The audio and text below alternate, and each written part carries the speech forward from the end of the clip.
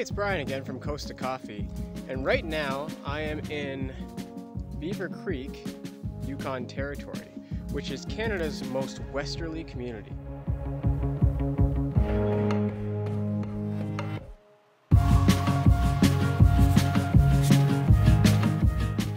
Now, if you're driving up here and you're passing through, if you blink, you'll miss it and you'll end up at the Alaskan border. It is pretty quiet. I've had a quiet day, but there is one item of note.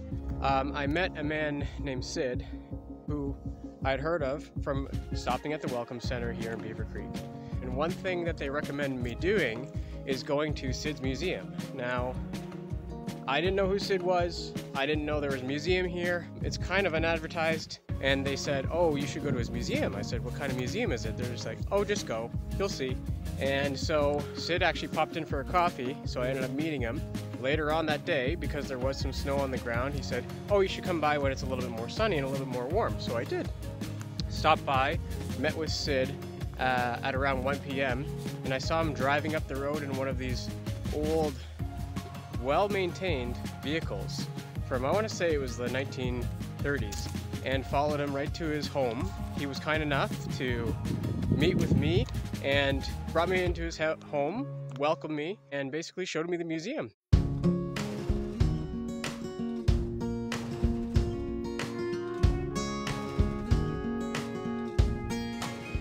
Which he has a collection of stuff. He has collected a number of items from 1940s and beyond.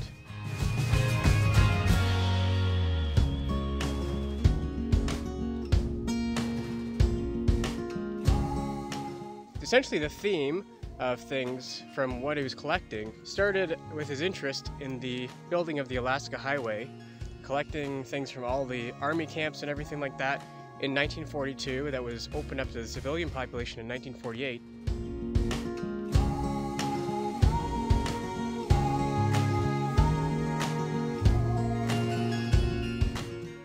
And it's quite the sight, and the thing that really makes it is the amount of knowledge that this man has about every little piece in his workshop slash museum.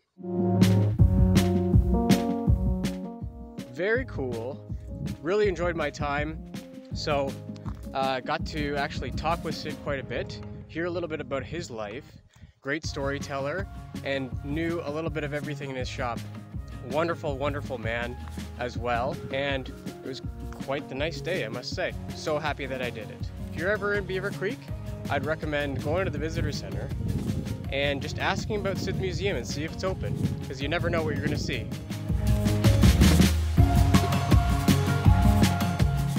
From Coast to Coffee, there's always an adventure waiting.